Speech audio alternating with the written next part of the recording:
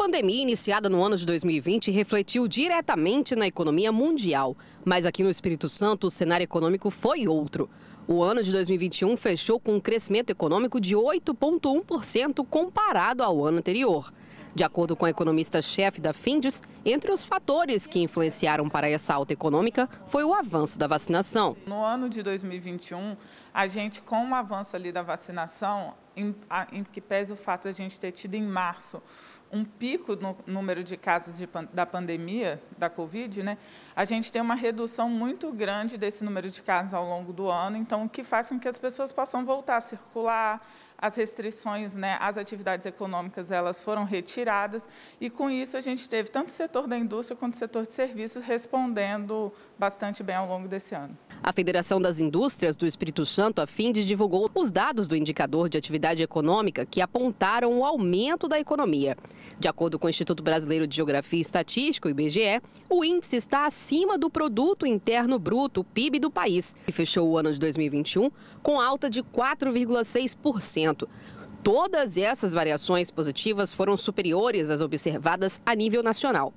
Com isso, o estado está 5,4% acima do nível pré-pandemia, enquanto o país apenas 0,5%. O Espírito Santo elevou sua economia em função de sua estrutura, pois conta com setores voltados ao mercado externo. O Espírito Santo ele tem uma estrutura econômica diferenciada do Brasil. O Espírito Santo é uma economia que a gente chama de bastante aberta, então ele tem setores que são voltados ao mercado externo e acabam respondendo muito aos acontecimentos globais. Vamos lembrar que 2021 é um ano em que as commodities que o Espírito Santo tem maior participação, né, que mais exporta, foram bastante valorizadas. Então, isso dá um diferencial ao Estado em relação ao país. Mesmo com uma queda de 4,5% na economia capixaba no ano de 2020, alguns setores conseguiram reverter essa situação no ano de 2021. Se a gente pensar nos três grandes setores da economia, serviço, indústria e agropecuário, os dois setores que cresceram no Espírito Santo foi o setor de serviços, um crescimento de 9,2%, e o setor da indústria, um crescimento de 6,2%. O setor de agro ele foi o único setor que apresentou um recuo, foi um leve recuo de 0,8%, mas foi um setor também que acabou sofrendo bastante com todas as questões mais macroeconômicas ao longo do ano anterior. O resultado positivo do ano de 2021 é fruto de uma dedicação de todos os segmentos econômicos para driblar os desafios causados pela Covid-19.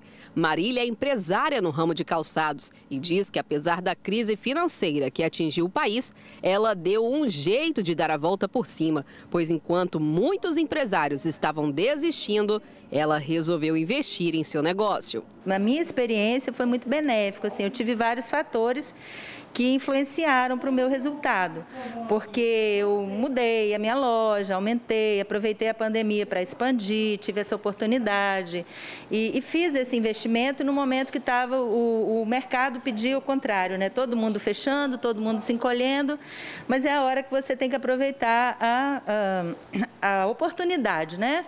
A empresária destaca ainda que a internet contribuiu e muito no processo de vendas. A gente aproveitou para conhecer mais do Instagram e trabalhando com essa ferramenta também, que é super importante, ajuda muito a divulgar os negócios da gente, né?